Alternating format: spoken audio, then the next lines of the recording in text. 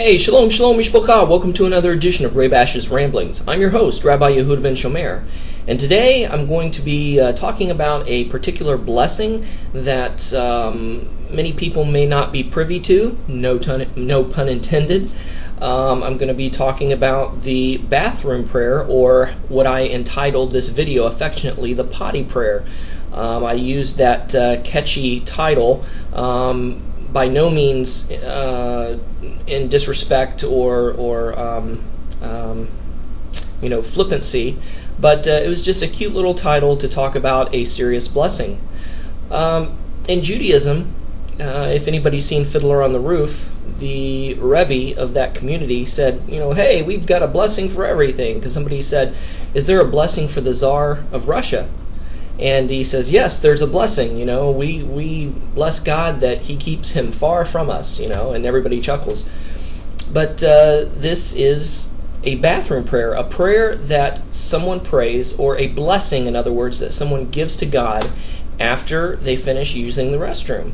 Now, it may seem very trivial, it may seem trite, it may even seem funny to some people, but this just goes to show that in Judaism, that every aspect of our life is governed by Torah, is governed by God, that there is no line between the secular and the sacred. All is sacred. Every aspect of our life, even the most disgusting and mundane functions of our life and of our body, are dedicated to Hashem and are regulated by Hashem. You're saying, my bowel movements are regulated by Hashem? Well, let me just tell you about the blessing.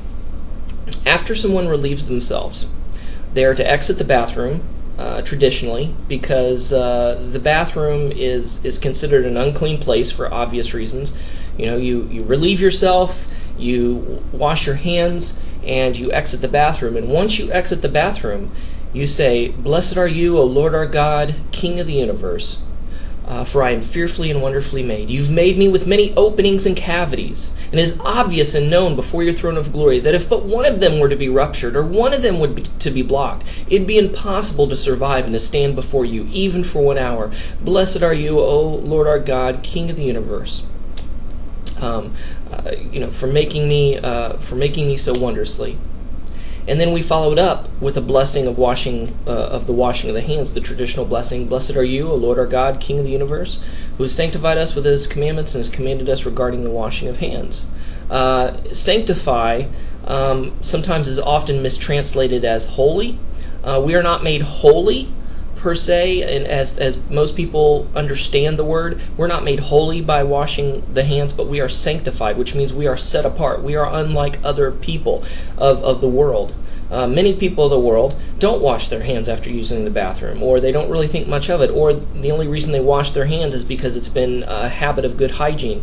But ever since the time of the tabernacle, high priests would always wash before doing anything, and the people picked up on this practice and began washing themselves. And after certain activities, the Torah commands that we take a mikvah, a ritual bath. God knew way before man did about contagious diseases and bloodborne pathogens and things, and he knew that sanitation and cleanliness would keep us well and keep us safe and free from diseases. So those are the two blessings that I wanted to talk to you about today, and how important they are, because indeed, we don't really think about it. We just go to the bathroom, wash our hands, and go on our merry way. At least I hope people wash their hands. But we go on our merry way and we don't think anything of it. But if you stop and even think about the most disgusting function of your body, how that God has created us so marvelously and with such love and passion, that he knows that waste and byproducts of our food collect, and we need to expel that to keep our bodies healthy, to keep them functioning normally. And even eating, the chewing up of food and the eating is a holy act, because when we eat kosher foods, when we eat foods that are permitted by God through the Torah, the rabbis and sages of blessed memory, peace be upon them, says that once we ingest this, we allow this food to fulfill its purpose, to fulfill its glorification of God, in giving us the energy we need to perform and fulfill His commandments.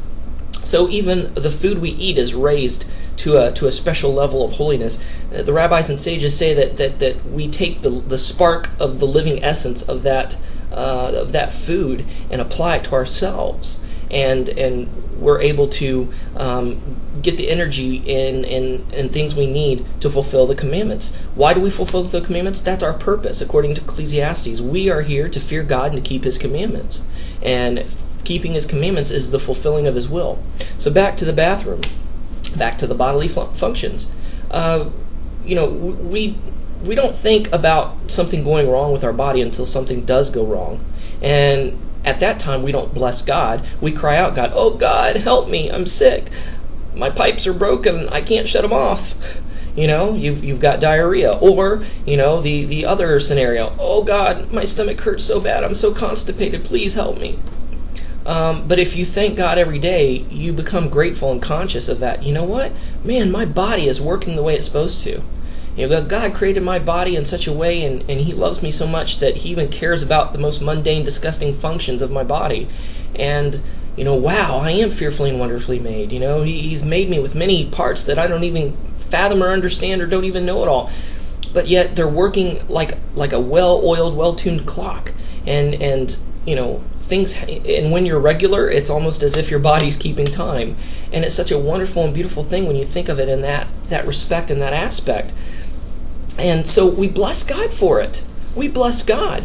And when we bless God every day, every time we go to the bathroom, it makes it easier. And it doesn't seem like we're being such, to use a Yiddish word, such schmucks, ingrateful people when we ask Him, Lord, help me, I've got the diarrhea, or Lord, please help me, I'm constipated, because we know that we've blessed God every day. And when something does go wrong, because we're fallen human beings, our bodies are corruptible and mortal, and therefore things can go wrong every once in a while. And it makes us appreciate the times when our bodies do work correctly. And so, it's almost as if when we bless God every day for these things, we don't feel so bad.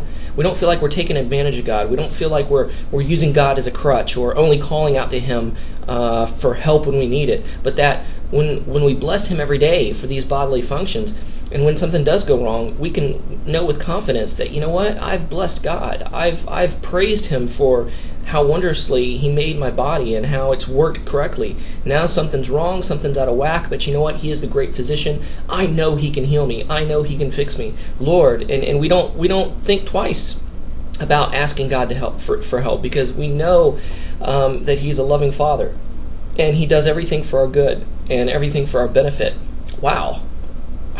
I never thought I could talk this long about going to the bathroom. Wow, we're reaching past the 8-minute mark. But nonetheless, I hope you enjoyed this video. I hope it has been fascinating and enlightening and edifying for you. And think about putting these blessings, these traditional Jewish blessings, into practice. Of course, it's not commanded in the Torah to say the Potty Prayer, but why not? There's nothing wrong with it. It's a beautiful tradition. We're supposed to praise and thank God every moment of the day for everything. So why not this?